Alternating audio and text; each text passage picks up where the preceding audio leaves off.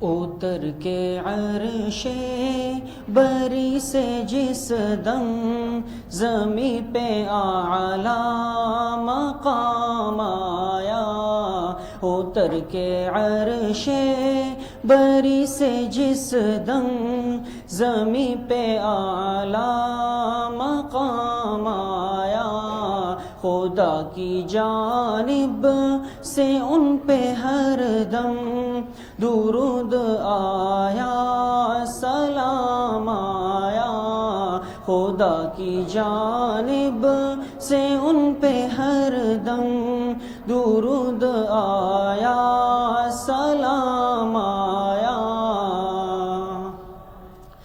فلک پہ تارے چمک رہے تھے، زمیں پہ گلشن مہک رہے ہیں، فلک پہ تارے چمک رہے ہیں، زمیں پہ گلشن مہک رہے ہیں، مہک رہی ہے فضا خوشی سے، جہاں میں خیر الانام آیا، مہک رہی ہے فضا خوشی سے، جہاں میں خیر الانام آیا، اتر کے عرش بری سے جس دم زمیں پہ اعلیٰ مقام آیا،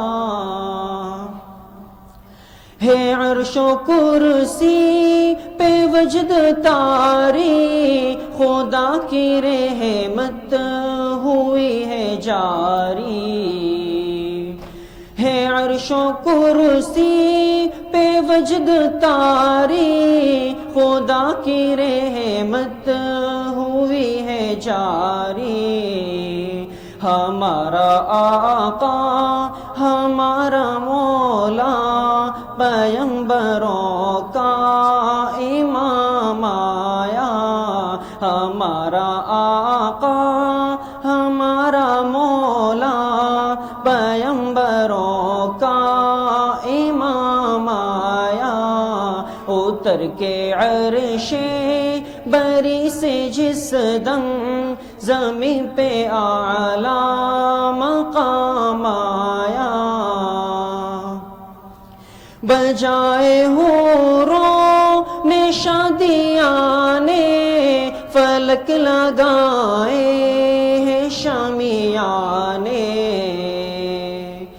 بجائے حوروں نے شادیاں نے فلک لگائے ہیں شامیاں نے، ہے جشن خلد بری پہ جاری، زمیں پہ ماہ تمام آیا، ہے جشن خلد بری پہ جاری، زمیں پہ ماہ تمام آیا، خدا کی جانب سے ان پہ ہر دم درود آیا، سلام آیا،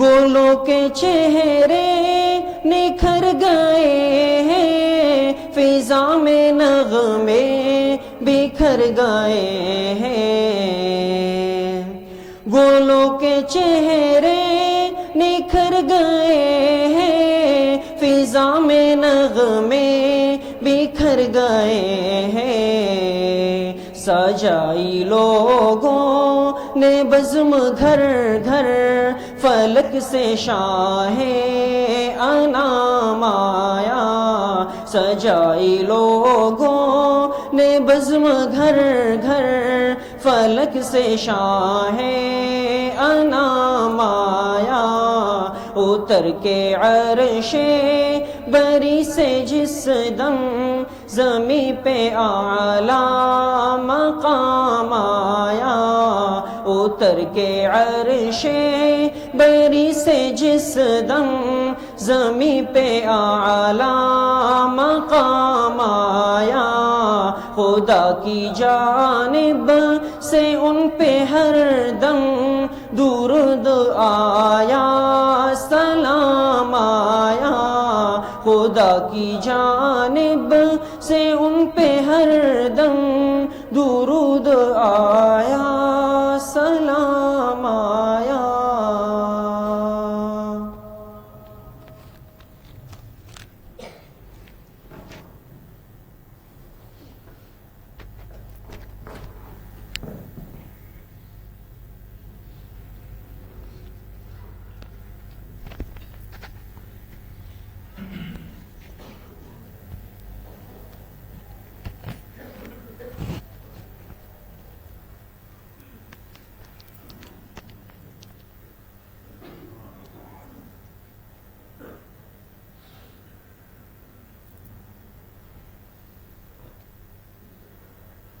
بسم اللہ الرحمن الرحیم، الحمد للہ وکفا وسلام علی عباده الذین اصطفى، خصوصا علی سید الرسل وخاتم الانبیاء وعلی آلہ واصحابہ الاتقیاء، اما بعد فاعوذ باللہ من الشیطان الرجیم، بسم اللہ الرحمن الرحیم، لقد نصرکم اللہ فی مواطن کثیرۃ ویوم حنین اذ اعجبتکم کثرتکم فلم تغن عنکم شیئا، وقال رسول اللہ صلی اللہ علیہ وسلم حب الانصار من الایمان وبغض الانصار من النفاق، یا رب صل وسلم دائما ابدا علی حبیبک خیر الخلق کلہم۔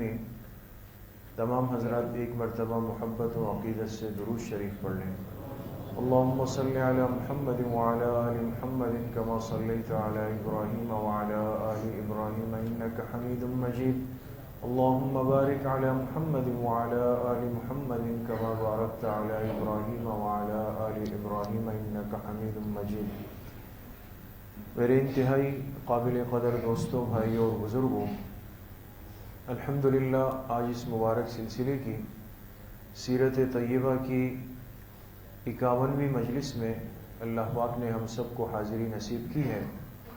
اللہ تعالیٰ آپ سب کے اس آنے کو، بیٹھنے کو، سننے اور سنانے کو اپنی بارگاہ عالیہ میں قبول فرمائیں، اور ہم سب حاضرین و حاضرات کے ظاہر اور باطن کی اصلاح کا ذریعہ بنائیں۔ جناب نبی کریم صلی اللہ علیہ وسلم کی کل مبارک زندگی اس عارضی اور فانی دنیا میں وہ 63 سال پر مبنی ہے۔ 63 سالہ زندگی کو سمجھنے کے لیے تقسیم کیا ہے 3 حصوں میں۔ پہلا حصہ آپ کی مبارک زندگی کا وہ ہے جو آپ کی ولادت یعنی پیدائش سے لے کر کے آپ کی بعثت یعنی نبوت ملنے تک کا ہے۔ اس زندگی کے پہلے حصے کی کل مدت کتنے سال ہے؟ 40 سال۔ دوسرا حصہ وہ ہے جو آپ کی بعثت سے لے کر آپ کی ہجرت یعنی مدینہ طیبہ تشریف لے جانے تک ہے، اور اس دوسرے حصے کی کل مدت کتنے سال ہے؟ 13 سال۔ تو 40 اور 13 یہ 53 سالہ زندگی آپ علیہ الصلوۃ والسلام کی یہ مکی زندگی کہلاتی ہے۔ تیسرا حصہ وہ ہے جو آپ کی ہجرت سے لے کر آپ کی وفات تک دنیا سے تشریف لے جانے تک کا ہے، اور اس تیسرے اور آخری حصے کی کل مدت کتنے سال ہے؟ 10 سال۔ یہ جو 10 سالہ آخری زندگی ہے اس کو مدنی دور کہا جاتا ہے۔ یہ مدینہ طیبہ میں گزرنے والی زندگی ہے، اس کو مدنی دور کہتے ہیں، اور اس کی کل مدت کتنے سال ہے؟ 10 سال۔ اس طرح آپ کی 63 سالہ زندگی کا احاطہ ہوتا ہے۔ ہماری بات چونکہ چل رہی ہے مدنی دور میں، آخری مرحلے میں، اور اس مدنی دور میں آپ علیہ الصلوۃ والسلام نے جو اصل محنت، اصل کام کیا وہ تھا ایک اسلامی معاشرہ اور اسلامی ریاست کا قیام۔ مدینہ طیبہ پہلی مرتبہ دنیا کے نقشے پر ایک اسلامی ریاست کے طور پہ وجود میں آیا، اور دنیا کے سامنے ایک پیغام گیا کہ آخری پیغمبر کا لایا ہوا دین اس قدر جامع، مکمل ہے کہ اس کی بنیاد پر ایک ریاست، ایک حکومت کو قائم کیا جا سکتا ہے۔ یہ صرف مسجد کا، عبادت کا، چند اعمال کا دین نہیں ہے، بلکہ یہ پوری زندگی کا ایک مجموعہ ہے۔ مدینہ طیبہ کی ریاست قیامت تک کے لیے بنیاد بن گئی۔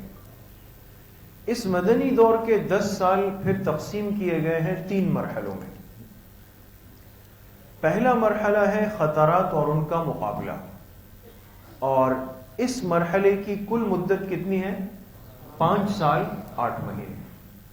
دوسرا مرحلہ ہے فتح کی ابتدا اور اس کے آثار، اس کی کل مدت کتنی ہے؟ 1 سال 11 مہینے۔ تیسرا مرحلہ مدنی دور کا جس میں ہماری بات اس وقت چل رہی ہے وہ ہے فتح کی تکمیل اور اس کے آثار، اس کی کل مدت کتنی ہے؟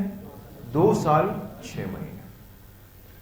اب یہ وہ عرصہ ہے جس میں اللہ کی مدد اور نصرت کھلی آنکھوں سے آ گئی، ہر ایک کے سامنے اللہ کی مدد اور نصرت آ گئی، اور سب نے اپنی آنکھوں سے دیکھا کہ آخری پیغمبر کا لایا ہوا دین وہ قیامت تک کے لیے ہے۔ تو یہ تیسرا مرحلہ ہے فتح کی تکمیل اور اس کے آثار، اور اس کی کل مدت کتنی ہے؟ 2 سال 6 مہینے اس کی مدت ہے۔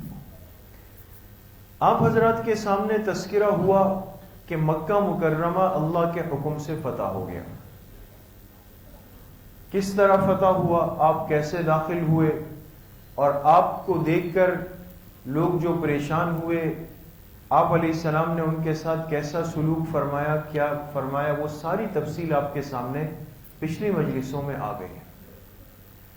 مکہ مکرمہ کو فتح کرنے کے بعد اب آپ علیہ السلام مکہ میں کتنے دن رکے رہے؟ کسی کو یاد ہے؟ 10 دن یا 19 دن؟ یہ چیزیں ذہن میں رکھیں۔ 10 دن یا 19 دن آپ علیہ السلام مدینہ طیبہ میں رہے، اور اس میں آپ نے 2 کام فرمائے۔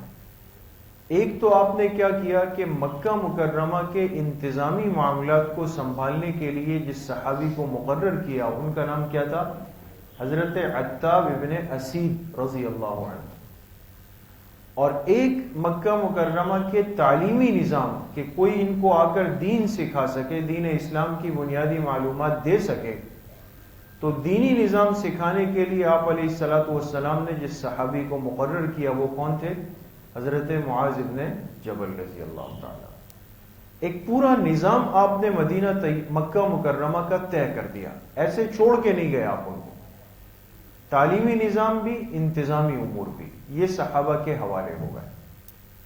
اب آپ علیہ السلام مکہ مکرمہ سے واپسی کا ارادہ فرما رہے تھے۔ واپس کہاں جانا ہے؟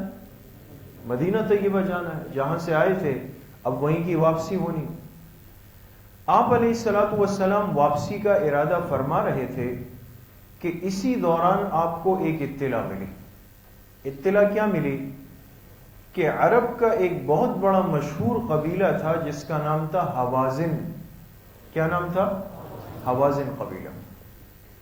اور یہ بات یاد رکھیے گا، آگے سمجھنا آسان ہوگا، کہ عربوں میں ایک قوم ایسی تھی، ایک قوم عرب کی، کہ جو کسی کو اپنے مقابلے کا ٹکر کا نہیں سمجھتی تھی۔ ان کا تکبر، ان کا دبدبہ وہ ایک الگ شان کا تھا۔ اس سے اندازہ لگائے کہ ان کے قبرستان میں دوسرے قبیلے کے لوگوں کی تدفین بھی نہیں ہو سکتی تھی، اور وہ قبیلہ تھا قریش کا۔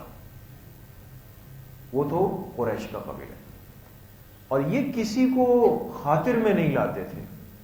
ہاں ایک قبیلہ ایسا تھا کہ جو ان کے مقابلے پہ اپنے آپ کو پیش کرتا تھا، ان کی آنکھوں میں آنکھیں ملانے کی کوشش کرتا تھا، اور وہ قبیلہ کون سا تھا؟ وہ یہی حوازن کا قبیلہ تھا۔ حوازن کا قبیلہ یہ اپنے آپ کو ہمیشہ قریش کے مقابلے میں لاتا تھا، اور کہتے تھے اگر یہ معزز ہے تو ہم بھی معزز ہیں۔ سمجھ؟ جب مکہ مکرمہ فتح ہو گیا تو سب سے بڑی قوم قریش وہ اسلام کے دامن میں آ گئی، حضور کے دامن سے وابستہ ہو گئی۔ انہوں نے اسلام کے سامنے اپنا سر جھکا دیا، تو طاقت ختم ہو گئی۔ لیکن جو حوازن کا قبیلہ تھا، 2 باتیں ان کے ذہن میں ایسی آئی کہ جس کی بنیاد پر انہوں نے سمجھا کہ یہ موقع ہے، ہمارے جو مقابل تھے قریش، انہوں نے تو سر جھکا دیا، ہمارے پاس بڑا موقع ہے، ہم کر سکتے ہیں کہ مسلمانوں کو شکست دے کر قریش کی سیٹ ہم سنبھال لیں۔ سمجھ رہے ہیں بات کو؟ تو آج کی مجلس میں بات کریں گے اسلام کے خلاف عرب کا آخری معرکہ۔ آخری اس لیے کہا کہ باقی تو سب نے سر جھکا دیا، مان گئے، اسلام میں داخل ہو گئے، لیکن اب یہ آخری معرکہ ہو رہا ہے، اور کرنے والے کون ہیں؟ حوازن کے لوگ، وہ جنگجو قبیلہ، وہ ایک تیاری کر کے اٹھا اور انہوں نے کہا کہ ہم ان کو شکست دے سکتے ہیں۔ دیکھیں، اسلام کے خلاف عرب کا آخری معرکہ کب پیش آیا؟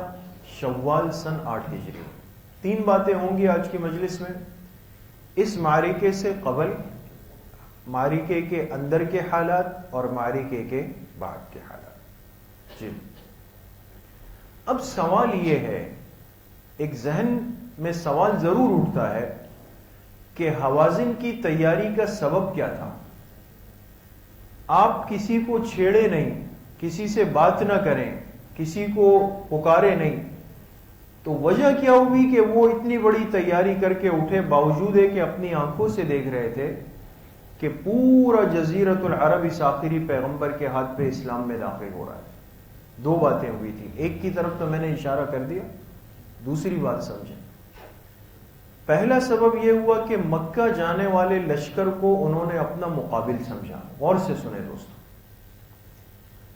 جب حضور علیہ السلام مدینہ سے روانہ ہوئے تھے رمضان سن 10 رمضان 8 ہجری، مکہ مکرمہ فتح کرنے نکلے تھے، تو آپ کے سامنے بات آئی کہ آپ نے کسی کو نہیں بتایا کہ ہم کہاں جا رہے ہیں۔ ایسا ہی ہوا، اور آپ کے ساتھ کتنے حضرات تھے؟ 10,000۔ یہ بہت بڑا مجمع آ رہا ہے، اور آ کے مکہ مکرمہ سے پہلے ایک جگہ پر یہ 10,000 کا لشکر ٹھہرا تھا، اس جگہ کا نام کسی کو یاد ہے؟ مر الزہران میں ہے نا؟ اس مر الزہران میں آپ نے کیا فرمایا تھا؟ ایک حکم دیا تھا کہ ہر آدمی کیا کرے؟ الگ الگ کھانے کی آگ جلائے، اجتماعی نظم نہ بنائے۔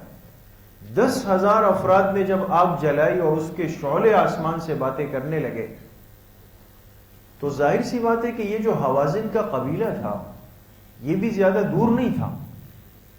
انہوں نے جب دیکھا کہ بھئی کہیں پہ آگ جل رہی ہے اور تیاری ہو رہی ہے، بہت بڑے پیمانے پہ تیاری ہو رہی ہے، حوازن کے ذہن میں کسی نے یہ بات ڈال دی کہ یہ لشکر آپ پر حملہ کرنے آیا ہے۔ بات سمجھ رہے؟ حالانکہ 10,000 کا لشکر کہاں جا رہا تھا؟ مکہ مکرمہ کے لیے، حوازن کا کوئی ارادہ نہیں تھا۔ لیکن جب پتہ چلا ان کو کہ اتنا بڑا لشکر بیٹھا ہے، ان کو ایسا لگا کہ شاید یہ ارادہ ہمارے لیے بنا ہے۔ انہوں نے ساری صورتحال کو دیکھا، تھے بڑے سمجھدار، شور نہیں مچایا، اپنے آپ کو پریشان نہیں کیا، جا کر کے پورے قبیلے کو آہستہ آہستہ تیار کرنا شروع کیا کہ بھائی لگ ایسا رہا ہے کہ مسلمانوں کے پیغمبر اپنی پوری تعداد کو لے کر آ رہے ہیں، اور بظاہر شاید وہ ہم پہ ہی حملہ کر دیں گے۔ اس بات کو لے کر انہوں نے پورا، جس کو کہتے ہیں نا، ایک گشت کیا۔ ایک ان کے امیر تھے مالک ابن عوف، حوازن کے امیر کی عمر تھی 30 سال، یعنی بالکل نوجوان۔ اچھا، اسی حوازن کے قبیلے میں ایک بڑا سمجھدار بوڑھا تھا، اس کا نام لکھا ہے درید ابن سما، درید ابن سما اس کا نام۔ اس بوڑھے کی عمر کتنی ہے؟ 160 سال، یعنی ایک بالکل نوجوان ذہن ہے اور ایک بالکل جس کو کہا جائے کہ بوڑھا لیکن تجربہ کار، جس کی زندگیاں جنگوں میں گزری۔ جب یہ 2 چیزیں جمع ہو جائے تو بڑے باکمال لوگ تیار ہوتے ہیں دوستو، نوجوانی کا جذبہ اور بڑھاپے کا تجربہ۔ آج کل کے نوجوان مار اس لیے کھاتے ہیں کہ اپنی طاقت دیکھ کر کہتے ہیں یار ان بوڑھوں سے کیا ہو۔ ان کا تجربہ اور ان کے مشورے، ان کی دعائیں، وہ تو بہت کچھ ہوتی ہے۔ لہذا جب یہ 2 ذہن جمع ہو گئے تو ایک تو مکہ مکرمہ جانے والے لشکر کو انہوں نے کیا سمجھا کہ یہ ہمارے مقابلے میں آ رہا ہے، سمجھ گئے؟ دوسری بات ان کے ذہن میں آیا کہ موقع ہے کہ قریش کے قائم مقام بنانے کی سوچ. کیا مطلب؟ اگر ہم نے آج مسلمانوں کو شکست دے دی تو قریش جس نے جزیرۃ العرب پہ اپنا قبضہ کیا ہوا ہے، ہمارے پاس بہت اچھا موقع ہے، ہم ان کے قائم مقام بن کر ان کی جگہ پہ بیٹھ جائیں گے. سمجھ گئے آپ حضرات بات؟ ان دو باتوں کی بنیاد پر حوازن نے تیاری شروع کی. اب تیاری کیسے شروع کی انہوں نے؟ آگے چلیں. اب معرکے سے قبل 3 باتیں دیکھیں. حوازن کی عزائم اور تیاری، حضور علیہ السلام کی تیاری، اور طرفین کی قوت اور منصوبہ بندی کیا تھی. جی، حوازن کی تیاری دیکھیں. مالک ابن عوف یہ سردار، اس کی عمر میں نے کتنی عرض کی؟ 30 سال. یہ درید ابن سمع، اس کی عمر 160 سال. ان دونوں نے ذہناً اپنے لوگوں کو تیار کیا. ذہنی تیاری الگ ہے، جذباتی تیاری الگ ہوتی ہے. یہ ذہنی تیار کیا کہ بڑا موقع ہے، تیار ہو جاؤ. نمبر 2، سب قبیلے کو پابند کیا کہ جب نکلیں گے تو اکیلے نہیں جائیں گے، اپنے بیوی بچوں اور سامان و اسباب کو بھی ساتھ لے لو، اس لیے کہ عام طور پہ انسان کا دل ان چیزوں میں پھنسا ہوا ہوتا ہے، یہ ساتھ جائے. تیسرا کیا کیا؟ یہ جو لڑائی ہوئی ہے یہ حنین کے مقام پر ہوئی ہے. آگے بات آ رہی ہے. یہ آخری معرکہ کہاں ہوا ہے؟ حنین میں. حنین پہنچ کر حوازن والوں نے کہا نوجوانوں کو اپنی تلواروں کے نیام توڑ دو. تلوار جس نیام میں ڈالتے ہیں نا، بند کرتے ہیں، کہا وہ نیام توڑ دو. یہ ذہن سے ہی نکال لو کہ ہمیں کبھی تلوار واپس رکھنی ہے، ہم آخر تک لڑیں گے. چوتھے نمبر پہ کیا کیا؟ سب کو گھاٹیوں میں چھپا دیا، سامنے نہیں رکھا اپنے آپ. ایک بھرپور پلاننگ جس کو کہتے ہیں اس کے ساتھ آئے، تیار ہوئے، اور پھر سامنے بھی نہیں، دروں میں، اطراف میں، حنین میں ایسے گھاٹیاں درے تھے، اس میں سب جا کے چھپ کر بیٹھ گئے. یہ ان کی تیاری. حضور علیہ السلام کی تیاری کیا ہے؟ سب سے پہلے تو آپ نے حضرت عبداللہ ابن ابی حضرت کو حنین معلومات لینے بھیجا. کبھی بھی آپ محض اطلاع پر فیصلہ نہیں فرماتے تھے. آپ کو اطلاع آئی تو آپ تحقیق کے لیے صحابی کو بھیجتے. ان کو بھیجا کہ بھائی واقعی ایسا ہے. یہ جب آئے انہوں نے آثار دیکھے، جا کے آپ علیہ السلام سے کہا کہ حوازن والے اپنے علاقے سے تو نکل گئے ہیں اور پوری تیاری کے ساتھ نکلے.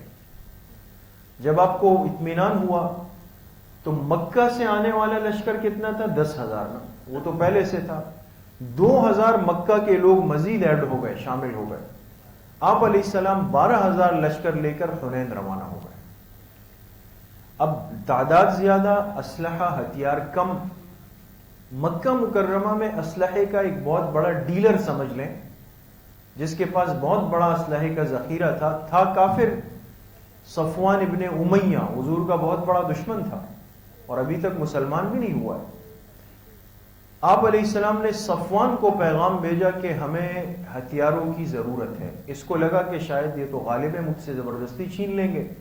آپ نے فرمایا ہمیں ہتھیار عاریتن چاہیے. عاریت سمجھتے ہیں؟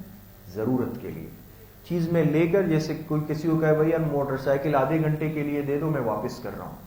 یہ عاریت ہے اور اس کو بحفاظت مالک تک پہنچانا ضروری ہوتا ہے.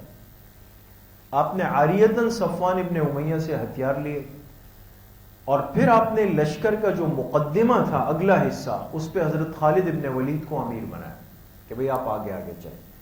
آپ بھی بھرپور تیاری کے ساتھ حنین کی طرف روانہ ہوئے. لیکن ایک مسئلہ تھا جس کا علم حضور علیہ السلام کو نہیں ہو سکا کہ حوازن کے آنے والے لوگ سامنے نہیں ہیں بلکہ وہ کہاں ہیں؟ وہ چھپے ہوئے بیٹھے. اس چیز کا علم بر وقت نہیں ہو سکا اور اس کا نقصان ہوا. دیکھیں اب آپ علیہ السلام جب حنین کے لیے روانہ ہوئے، آگے بات آئے گی. یہاں سمجھ لیں کہ اصل معرکہ ایک ہے لیکن نتیجے میں تین لڑائیاں ہو گئی. ایک حنین میں ہوئی، پھر اوتاس میں ہوئی، پھر طائف میں ہوئی. سمجھ گئے؟ بعض جگہ آپ کو کتابوں میں یہ 3 الگ الگ جگہوں پہ ملے گا تو بھی صحیح ہے.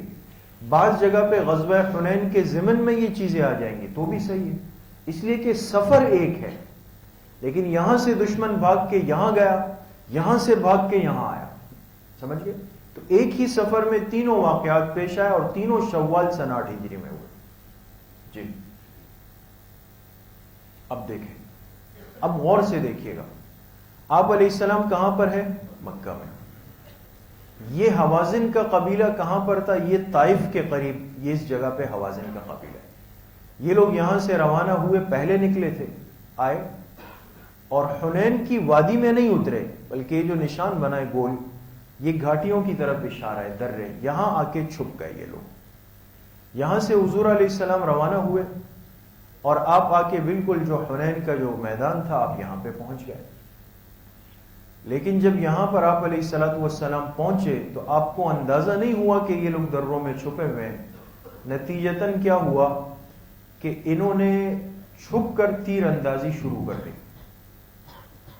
تیر برسانا شروع کر دی، اور جب تیر برسنا شروع ہو گئے تو اس کے نتیجے میں بہت بڑا نقصان ہو گیا، کئی صحابہ شہید بھی ہو گئے، اور اس سے بڑھ کر معاملہ یہ خراب ہوا کہ افراتفری مچ گئی، جو ایک خطرناک چیز ہوتی ہے بڑے مجمع میں۔ اس افراتفری میں کیا ہوا کہ کسی کو کچھ سمجھ نہیں آیا کہ کہاں جانا ہے، بس بھاگنا ہے، کوئی دائیں کوئی بائیں، کوئی آگے کوئی پیچھے۔ یہ بزدلی نہیں کہلاتی ہے، یہ ایک پریشانی تھی جو عارضی طور پہ پیش آئی۔ حضور علیہ السلام کے پاس 4 صحابہ اور 1 صحابیہ رہ گئی، باقی سب چلے گئے آگے پیچھے۔ حضرت ابوبکر صدیق، حضرت عمر، عبداللہ ابن مسعود اور حضرت عباس رضی اللہ عنہم، یہ 4، اور 1 حضرت ام سلیم جو حضرت انس کی والدہ تھی، انتہائی بوڑھی، وہ بھی یہاں پر موجود تھی، باقی سب آگے پیچھے۔ اب کچھ سمجھ نہیں آ رہا۔ آپ علیہ الصلوۃ والسلام نے جب یہ صورتحال دیکھی تو آپ نے مسلسل ایک شعر پڑھنا شروع کیا۔ دیکھیں، بخاری شریف میں موجود ہے، مغازی میں۔ آپ علیہ السلام جب یہ کیفیت دیکھے تو کہا، انا النبی لا کذب وانا ابن عبد المطلب، میں پیغمبر ہوں، جھوٹا نہیں ہوں، سچا پیغمبر ہوں، اور میں عبد المطلب کی اولاد میں سے ہوں۔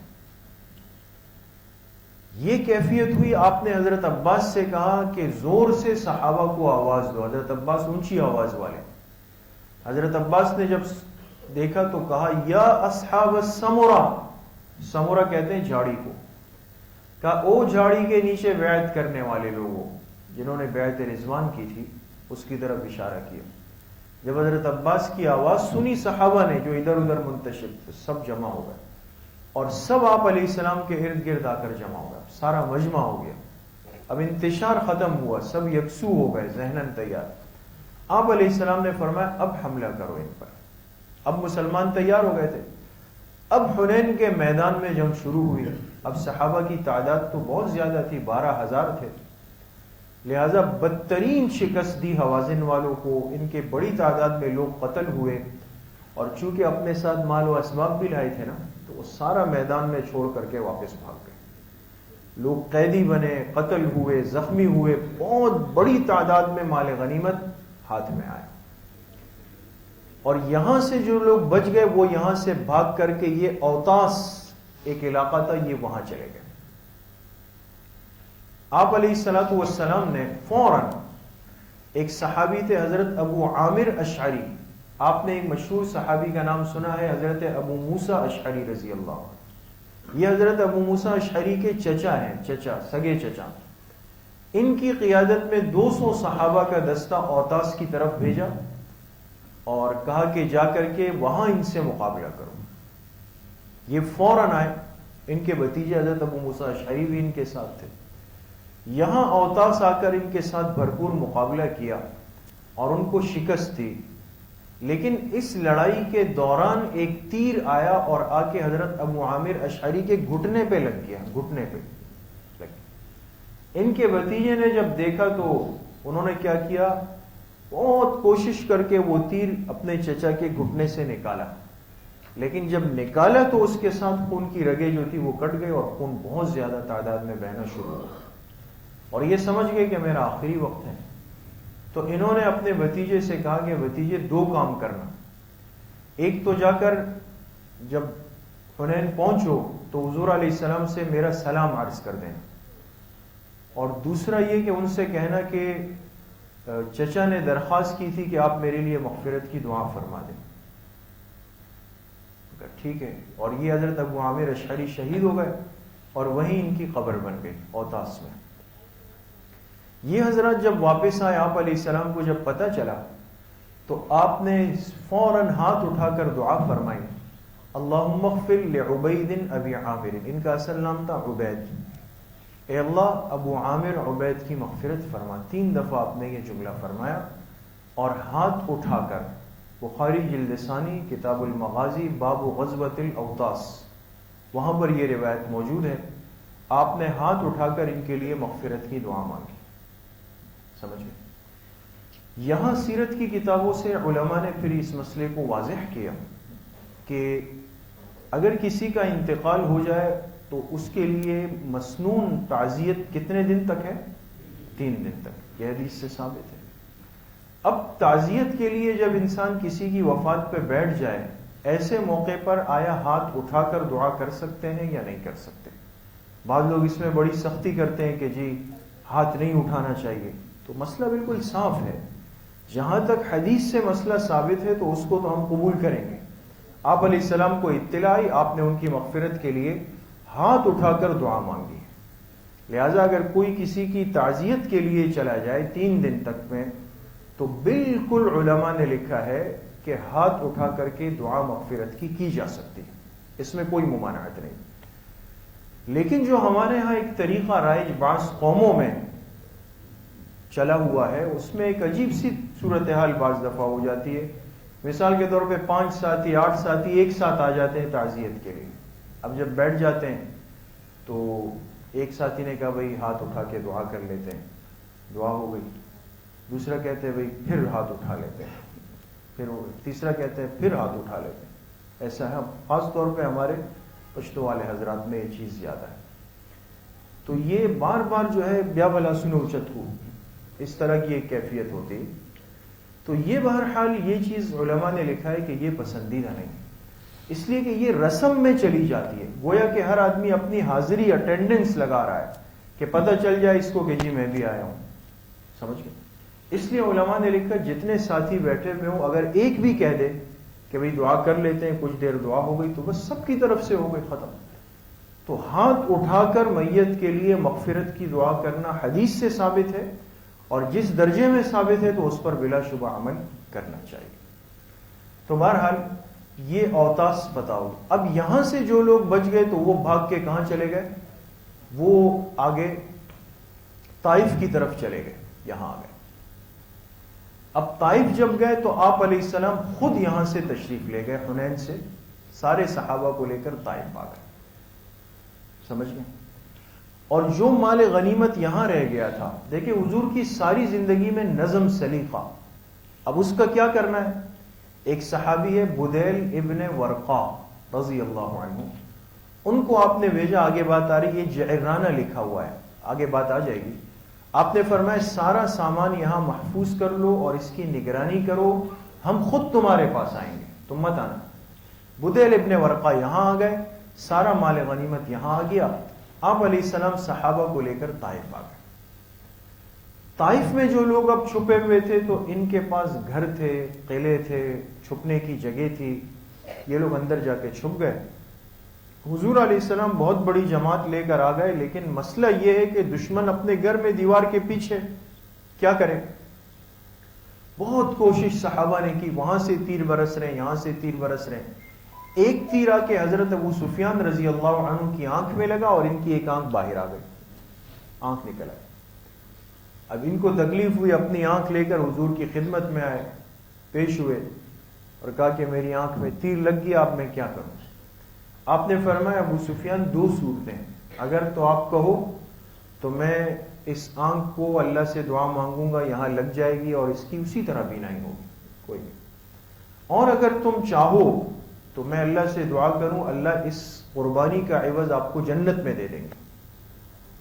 ظاہر سی بات ہے وہ تو حضور کے تربیت یافتہ تھے، تو کہا نہیں مجھے جنت کا عوض چاہیے، کوئی مسئلہ نہیں۔ تو ایک آنکھ ان کی حضرت ابو سفیان کی کہاں شہید ہوئی ہے؟ طائف میں، یہ بات یاد رکھیے گا، آپ کو فائدہ دے گی۔ اللہ کی شان، پھر ایک وقت آیا کہ غزوہ یرموک ہوا، یرموک، اس میں حضرت ابو سفیان کی دوسری آنکھ بھی شہید ہو گئی۔ صحابہ کی کیا قربانی ہے اسلام کے لیے۔ تو خیر ایک آنکھ ان کی شہید ہو گئی، صحابہ لگے ہوئے. یہ پہلا موقع تھا اسلام کی تاریخ میں کہ 2 جنگی ہتھیار استعمال ہوئے. یہ بڑی اہم بات ہے. طائف میں منجنیق اور دبابہ کا استعمال ہوا. منجنیق کو اگر آپ آج کل کی زبان میں آسان سمجھے، جیسے ہمارے ہاں فوج کے پاس توپ خانہ ہے، توپ ہوتی ہے نا، اس میں گولہ بھر دیا، پھر دور سے جا کے وہ دشمن کو تباہ کر دے گا. اور دبابہ کو آج کل کی اصطلاح میں آپ سمجھے جیسے بختربند گاڑی ہے جس پر کوئی چیز اثر انداز نہیں ہوتی. آپ علیہ الصلوۃ والسلام نے ان 2 چیزوں کو اپنے ساتھ لیا طائف میں. ایک منجنیق تھی، ایک مشین سی تھی، بعض کتابوں میں اس کی تصویر بھی ہے اور بعض میوزیم میں ہے. اس میں پتھر ڈال کے اس کو پھر رسی کے ذریعے سے چھوڑتے تھے، پتھر جا کے پھر سامنے دشمن کے اوپر جا کے گرتا تھا. یہ منجنیق. اور دبابہ ایسے گاڑی کے انداز کی چیز تھی لیکن پتھر سے بنی ہوئی، اس پر کوئی چیز اثر انداز نہیں ہوتی تھی. تو آج کل کی گویا کہ بختربند گاڑی اور توپ، ٹینک یہ استعمال ہوئے. تو اس سے یہ بات بھی صاف ہو گئی کہ اسلام کے غلبے کے لیے جدید چیزوں کا، جدید ٹیکنالوجی کا استعمال یہ بالکل حضور کے طریقے سے ثابت ہے اور اس سے کوئی حرج نہیں، نہ کوئی ناپسندیدہ امر ہے. دشمن جتنی اپنی تیاری کرے، ایک مسلمان کی ذمہ داری ہے حکمران کی کہ اس سے کئی گنا زیادہ تیاری کرے گا. ہمارے فقہا نے مسئلہ لکھا کتابوں میں کہ اگر ایک مسلمان کے پڑوس میں اس کا کافر دشمن رہتا ہو اور اس نے تیاری کر کے 100 گھوڑے تیار کیے مقابلے کے لیے اور مسلمان حاکم نے 99 تیار کیے اور ایک کی کمی چھوڑ دی، تو یہ مسلمان حاکم گناہگار ہوگا ایک کی کمی کا، اگر اس کے پاس وسائل ہیں. ورنہ جتنے وسائل ہیں یہ اپنے آپ کو تیار رکھے گا. تو طائف میں منجنیق اور دبابہ بھی استعمال ہوا لیکن فائدہ کوئی نہیں، وہ سب اپنے گھروں میں. ایک صحابی آپ علیہ السلام کی خدمت میں آئے اور آپ سے کہا کہ اگر آپ اجازت دیں تو میں ایک بات عرض کرتا ہوں. آپ نے فرمایا جی. کہ اللہ کے رسول صلی اللہ علیہ وسلم اس وقت دشمن کی حیثیت ایسی ہے جیسے لومڑی ہے. لومڑی اپنا ایک بل سا بنا لیتی ہے زمین میں، اس میں چھپ جاتی ہے اندر. کہ لومڑی اندر چلی گئی ہے، اب ہم اوپر کچھ بھی کریں اور پتھر برسائیں، تیر برسائیں، لیکن اس دشمن کی چال کو اس وقت ہم نقصان نہیں پہنچا سکتے، جبکہ ہمارے ساتھیوں کا بہت بڑا نقصان ہے. اگر آپ مناسب سمجھے تو دشمن کو اپنے بل میں رہنے دیں، ہم واپس چلے جاتے ہیں، ہم ان کو شکست تو دے چکے ہیں. آپ نے فرمایا بہت ٹھیک بات فرمائی. صحابہ سے فرمایا کہ بھئی واپسی کا راستہ لے لو. جب صحابہ نے سنا تو جو بعض تھے انہوں نے کہا اللہ کے رسول ہم نے اتنی محنت کی، ہم تو بالکل قریب پہنچ گئے، اب آخری دھکا لگانے کی دیر ہے، آپ واپسی نہ فرمائیں. آپ نے فرمایا ٹھیک ہے، تمہاری تعداد زیادہ ہے، تمہارا مشورہ یہ تو یہ.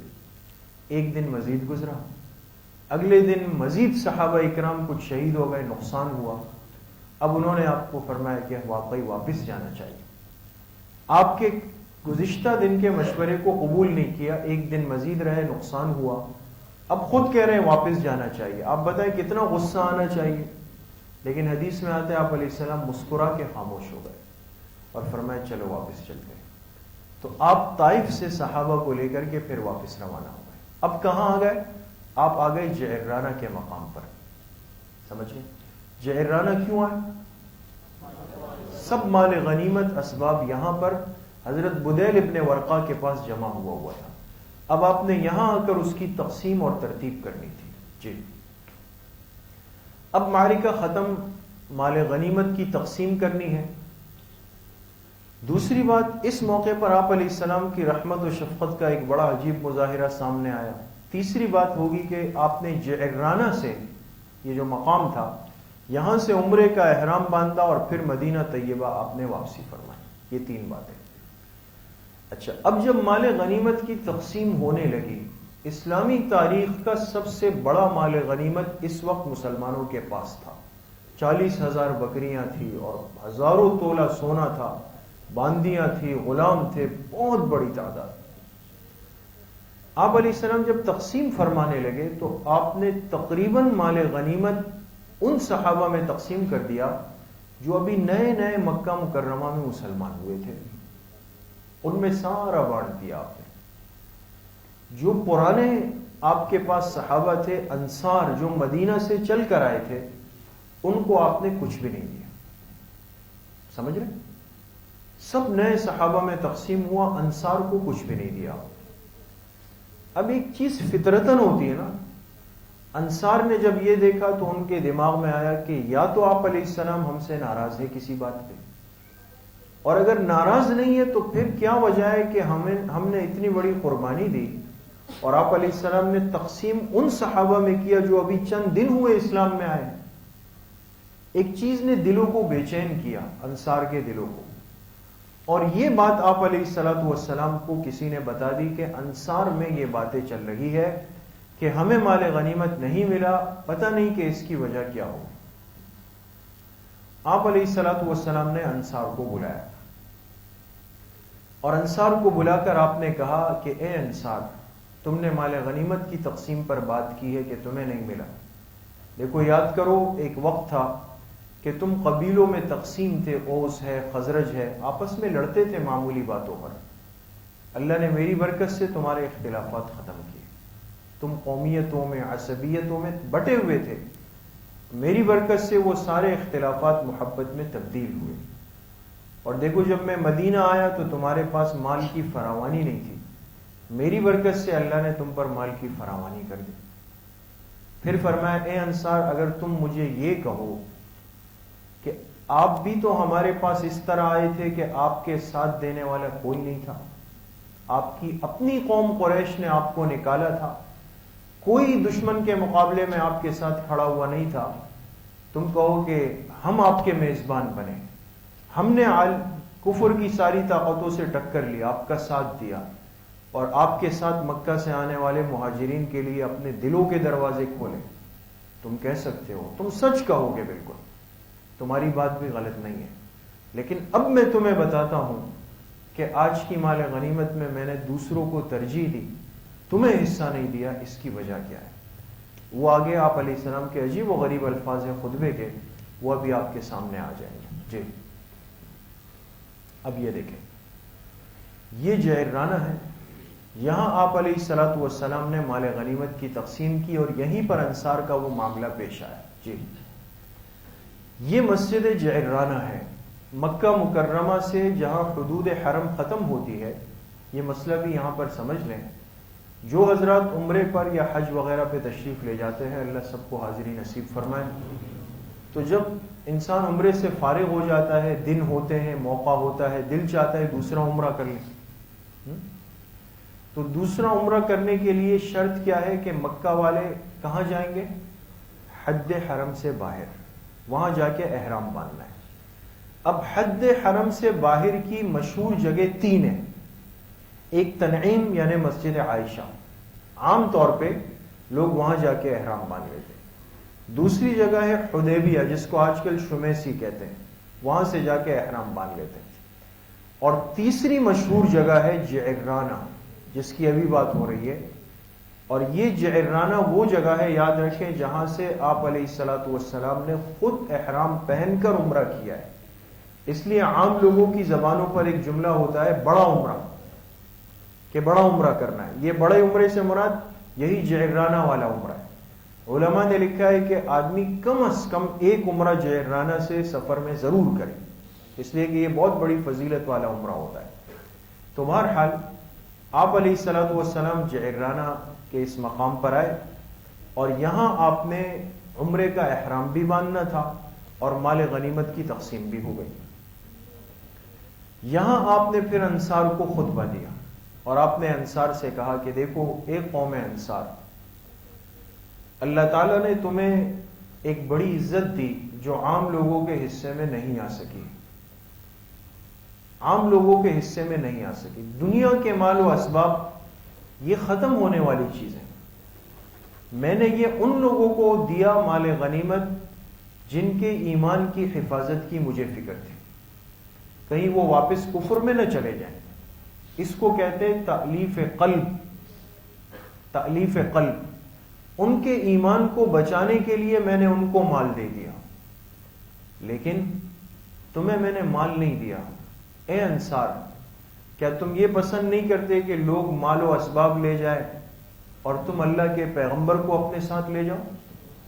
یہ دیکھیں، ایک گروہ انصار میں نے اس دنیا میں سے جس کی حقیقت سراب سے زیادہ نہیں، کچھ متاع قلیل دراہیم معدودہ چند لوگوں کو تألیف قلوب کے لیے دے دی تاکہ ان کے دل ایمان پر رہیں، اور تمہارے اسلام و ایقان و اذعان پر بھروسہ کر کے تم کو چھوڑ دیا، تمہیں نہیں دیا. کیا تم اس پر راضی نہیں کہ لوگ تو اونٹ اور بکری لے کر اپنے گھروں کو واپس ہو اور تم اللہ کے رسول کو اپنے ساتھ لے کر جاؤ؟ قسم اس ذات کی جس کے قبضے میں میری جان ہے، اگر ہجرت امر تقدیری نہ ہوتا تو میں انصار میں سے ہوتا. اگر لوگ ایک گھاٹی کو چلے اور انصار دوسری گھاٹی کو، تو میں انصار کی گھاٹی کو اختیار کروں گا. اے اللہ تو انصار اور ان کی اولاد اور اولاد کی اولاد پہ رحم فرما. ساری زندگی انصار ان جملوں پہ، اس دعا پہ فخر کرتے تھے، اور جب یہ بات سنی اتنا روئے. روایت میں آتا ہے ان کی داڑیاں آنسوؤں سے تر ہو گئی اور کہنے لگے رضینا رضینا رضینا، ہم راضی ہیں اس میں، ہم آپ کو لے جانے پہ راضی. تو آپ کی تربیت تھی. بعض دفعہ انسان کو ظاہراً ایسا لگتا ہے کہ مجھے اس بڑے نے نظر انداز کر دیا ہے، مجھے حصہ نہیں دیا. یاد رکھیں، بڑوں کی جو تقسیم ہوتی ہے اس میں بہت ساری چیزوں کو دیکھا جاتا ہے. جو پکے لوگ، بنے ہوئے لوگ، قریب کے لوگ، ان پر انسان مطمئن ہوتا ہے کہ یہ مجھ سے نہیں جائے گا دور. مسئلہ نئے لوگوں کا ہوتا ہے، وہ نہ چلے جائے. جی، اب اس جعرانہ سے آپ علیہ السلام نے احرام باندھا. یہاں ایک دوسرا واقعہ پیش آیا جس پر پہلے بھی ہم بات کر چکے ہیں کہ جو قیدی بنائے گئے تھے اس میں ایک عورت آئی اور اس نے صحابہ سے کہا کہ میں تمہارے پیغمبر کی بہن ہوں. یہ دیکھیں، جعرانہ میں شیمہ جو آپ علیہ السلام کی رضاعی بہن تھی وہ آئی اور آپ علیہ السلام سے ملاقات کی. کتنا عرصہ گزر چکا ہے دوستوں؟ آپ علیہ السلام کی عمر مبارک کتنی ہے ابھی؟ ارے بھائی 40 اور 13 53 تو مکی زندگی کے گزر گئے، ہے نا؟ اور وہی ہماری بات چل رہی ہے مدنی دور کے 8ویں سال میں، 61 سال. حضور علیہ الصلوۃ والسلام بچپن میں آپ کی والدہ نے حوالہ کیا حضرت حلیمہ سعدیہ کو رضی اللہ عنہ، کہ جیسے عرب کی ترتیب تھی کہ بچوں کی تربیت دیہاتوں میں ہوتی تھی. تو 61 سال بعد ایک عورت سامنے آ رہی ہے. آپ بنو سعد قبیلے میں جہاں آپ کا بچپن گزرا تھا، بالکل آپ کے ابتدائی 4 سال زندگی کے جہاں گزرے ہیں، وہاں آپ کے 2 رضاعی بہن بھائی تھے حضرت حلیمہ سعدیہ کے پاس. ایک بہن تھی شیمہ اور ایک بھائی تھے، ان کا نام بھی عبداللہ تھا. لیکن جب آپ مکہ آ گئے پھر حالات، سب چیزیں چلی گئی ذہن سے. اب آج ایک عورت دعویٰ کر رہی ہے صحابہ سے کہ مجھے تمہارے پیغمبر سے ملنا ہے اور میں ان کی بہن ہوں. صحابہ نے کہا ہمارے پیغمبر کی بہن ہی نہیں ہے کوئی، آپ تو اکلوتے ہیں. یہ کہا مجھے ملنے دو. خیر جب ان کو لایا گیا، اب تو بڑھاپا تھا، آپ نے فرمایا کون؟ کہا شیمہ آپ کی رضاعی بہن. آپ نے فرمایا صحابہ سے کہ شیمہ کے لیے میری چادر بچھا دو. یہ عزت اکرام ہے بہن کا، حضور کی سیرت سے ملتا ہے. رضاعی بہن، آپ نے فرمایا میری چادر بچھاؤ. وہ چادر بچھائی، حضرت شیمہ اس پہ چل کر آئی آپ کے پاس. آپ بہت خوش ہوئے اور فرمائے شیمہ اگر چاہو تو ہمارے ساتھ مدینہ چلو، ہم آپ کا بہت خیال رکھیں گے، اور اگر آپ چاہیں تو اپنے قبیلے میں چلی جائیں، لیکن میں آپ پہ زبردستی نہیں کروں گا. تو انہوں نے کہا نہیں، میں واپس جانا چاہتی ہوں، واپس، لیکن درخواست یہ ہے کہ میری قوم کے لوگ آپ کے قیدی ہیں، مرد بھی ہیں عورتیں بھی ہیں، تو میں چاہتی ہوں کہ آپ ان کو آزاد کر دیں. آپ نے صحابہ سے مشورہ کیا، صحابہ نے فرمایا جو آپ فرمائیں گے. تو آپ نے فرمایا بہن کی درخواست پہ سب کو آپ نے معاف فرمایا، سب واپس گئے. اور یہیں پر علماء نے لکھا ہے کہ شیمہ نے آپ علیہ السلام کے ہاتھ پر اسلام کو قبول فرمایا. یہ آپ کی رضائی بہن، اور پھر آپ سے ملاقات کر کے یہ واپس چلی گئی. جی، اب آپ علیہ السلام نے عمرے کا احرام باندھا صحابہ کے ساتھ، اور جعرانہ سے مکہ مکرمہ آ گیا. یہاں آ کر آپ نے عمرہ ادا کیا اپنا، اور جب عمرے سے فارغ ہو گئے، اب سارے کام مکمل ہو گئے، اب واپسی کا سفر کرنا ہے. مکہ پہنچے کب تھے؟ 10 رمضان، 10 رمضان کو پہنچے، اور واپسی کب ہو رہی ہے؟ رمضان، شوال، ذوالقعدہ، 18 ذوالقعدہ کو آپ مکہ مکرمہ سے فارغ ہو کر واپس اپنے جگہ مدینہ طیبہ چلے گئے۔ چاہتے تو مکہ میں رک جاتے تو فاتح تھے، لیکن جو مدینہ والوں سے وعدہ کر لیا تھا تو اب اس سے پیچھے نہیں ہٹے، اور اللہ نے اس جگہ کو یہ شان دینی تھی۔ مکہ مکرمہ تو ویسے انوارات کا، تجلیات کا مرکز تھا، اللہ پاک نے اس جگہ کو بھی دنیا میں عزت دینی تھی، وہ آپ کے بغیر نہیں ہو سکتا تھا۔ تو آپ مدینہ طیبہ واپس تشریف لے گئے صحابہ کے ساتھ، اور مکہ مکرمہ کو بھی اللہ کے حکم سے فتح کر دیا، اور پورا جزیرۃ العرب آپ کے سامنے جھک گیا۔ یہ مدنی دور کے 8 سال پورے ہو گئے۔ اب اگلی مجلس میں انشاءاللہ ہم بات شروع کریں گے سن 9 ہجری، جو مدنی دور کے آپ کی زندگی کے 2 سال اس دنیا میں رہ گئے۔ 9 ہجری میں 2 بڑی باتیں پیش آئی، ایک تو صدقات کا نظام دین اسلام میں سامنے آیا، دوسرا ایک تبوک کا ایک معرکہ ہوا۔ تبوک یہ عرب سے باہر کا علاقہ تھا، مدینہ طیبہ سے، یہاں پہ ایک مشہور غزوہ ہوا، غزوہ تبوک کے نام سے۔ انشاءاللہ اس پر اگلی مجلس میں بات کریں گے۔ اللہ پاک مجھے بھی آپ سب کو صحیح عمل کی توفیق نصیب فرمائے۔ وآخر دعوانا ان الحمدللہ رب العالمین۔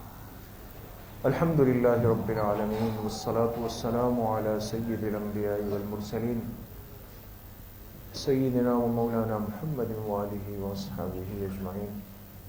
ایک ساتھی کا کل آنکھوں کا آپریشن ہے، دعا فرمائے اللہ ان کے آپریشن کو کامیاب فرمائے۔ ایک اور ساتھی نے دعاؤں کے لیے کہا ہے، ان کی کچھ مالی پریشانیاں ہیں، اللہ پاک ان کی مالی پریشانی کو ختم فرمائے۔ سب کو رزق حلال اللہ پاک واسع اور وافر مقدار میں نصیب فرمائے۔ جتنے بیمار گھروں میں ہیں، اسپتالوں میں ہیں، اس مجلس میں ہیں، مستورات کے مجمع میں ہیں، جن بیماریوں میں مبتلا ہے اللہ پاک سب کو شفاء کامل عاجل نصیب فرمائے۔ وصلی اللہ وسلم علی نبینا محمد وآلہ وصحبہ اجمعین برحمتہ اللہ۔ السلام علیکم۔